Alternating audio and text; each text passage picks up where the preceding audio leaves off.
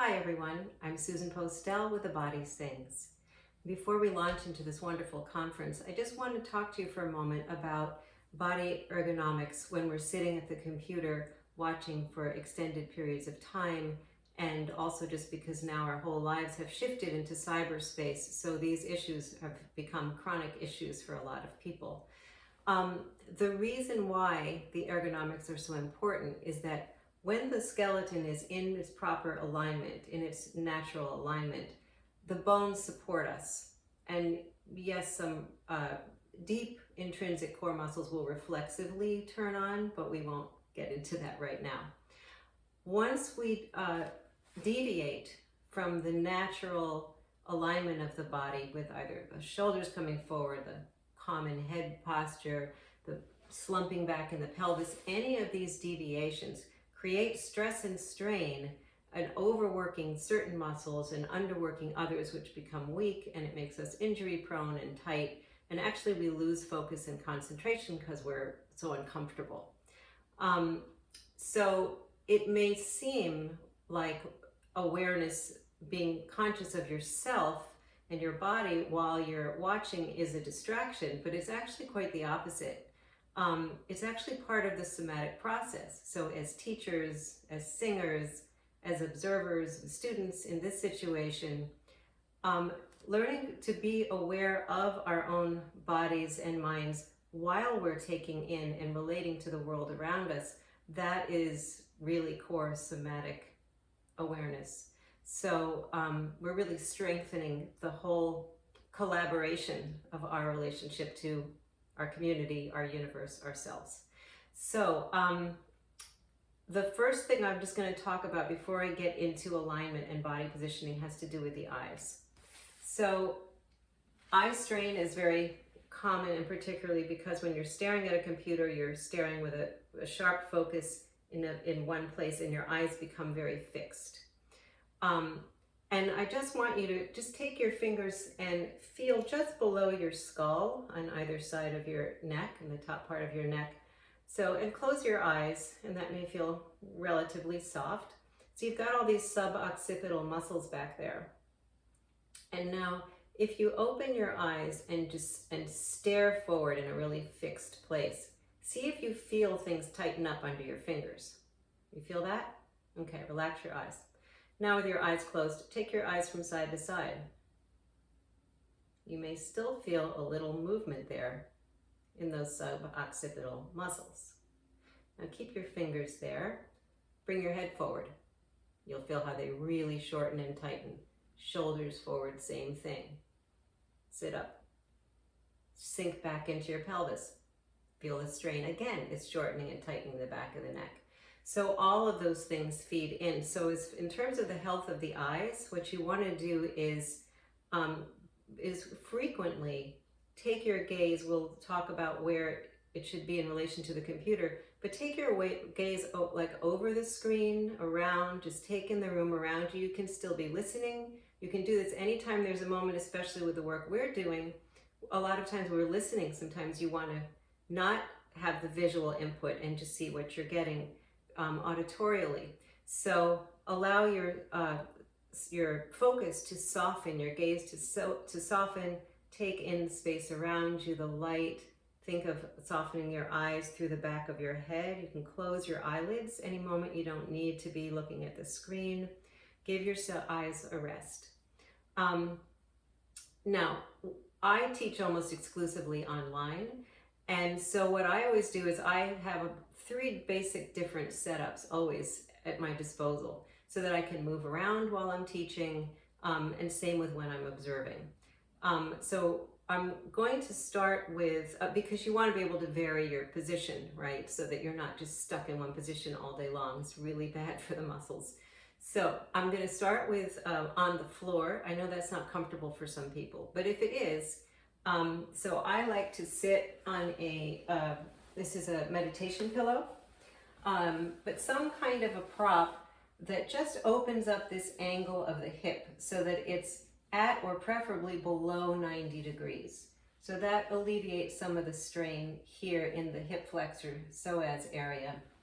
And you want to be able to feel that your sits bones underneath you. That's those two little bony points on the bottom of your pelvis. So if you rock here, you'll feel it more in a harder, like a hard chair, but just you want to be able to feel that you're upright on your pelvis and that basically your rib cage is the circle of your rib cage, like that ring is seated over the ring of the pelvis, and the head is above that ring. And you want your monitor to be at or slightly below eye level and about arm's length away. So what I do is, here I have a chair, I'm using yoga blocks, you can use books, you can use anything. And I keep a bunch of blocks and things so that as things move around or if I change position, I can vary that. And the arms, now if you're going to be writing and taking notes while you're working, you don't want to do this and be reaching forward with the arms, and that creates, again, all kinds of tension here. So you want to have your arms, your upper arms just hanging by your sides and the forearms at or slightly below 90 degrees and your wrists straight. So you could have another device here, or if you're writing shorthand, have a little, table here, but that is the ideal relationship here. Now, once you're in this position, you can still find movement, right? So we can, you can flex the spine, round it, and extend, right? You can be doing that. You can circle the rib cage on the pelvis, so letting the ribs come forward and side and back, and reverse it, circling there. You can circle the shoulders. You can bring the ear to one shoulder, let your jaw hang. Do that on the other side. I'm just racing through these, but just giving you ideas, and you'll come up with things that feel good to your body. You can also interlace your hands behind the small of your back, roll your shoulders back, and then extend the arms with the shoulders open. You can lift the sternum, and you can even round, lift the arms a little more, get a little stretch there. So all those kinds of things you could do. You could also vary your leg position. You could open the legs with a bent knee. So again, you still want to feel that sit bone, that your seat is squarely on the surface. And again, you can get different range of motion in here. Okay, so that is for seated on the floor. And the next thing, since most of us have music stands, I keep a music stand in my studio. So you can sit in a chair, bring your music stand so that your monitor, again, the top of it is around eye level.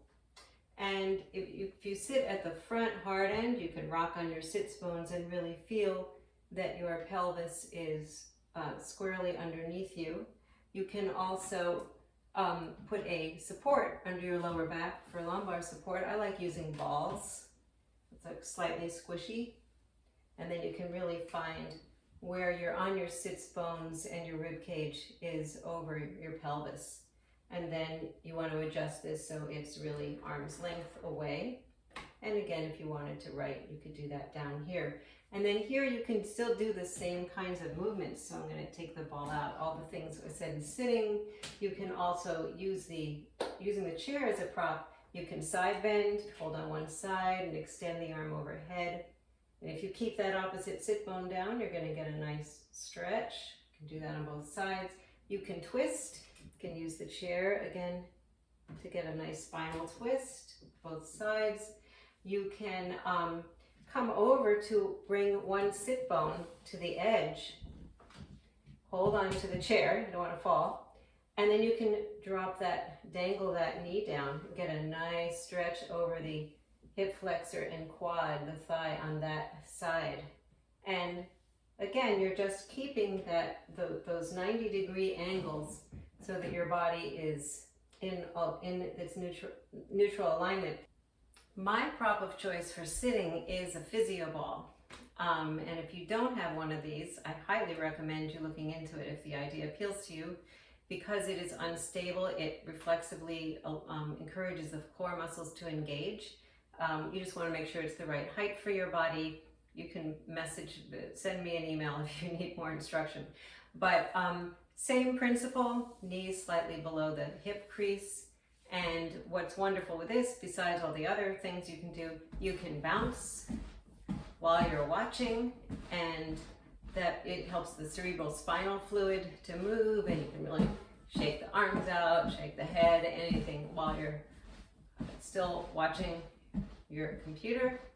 You can place your hands on your hips and circle the rib cage, trying to keep the ball steady with your pelvis. You can do rib circles. Then you can place your hands on your ribs. You can circle your pelvis and move the ball around in circles. So you're getting that movement. You can also come into an easy open stance and bounce, and you can straighten alternate legs, getting a little stretch in here. Now with all of these things, you have to be mindful of your body. Doesn't matter what I or anyone else says. If something doesn't feel good or it causes strain, you don't do it. Work within what your body tells you is right for you.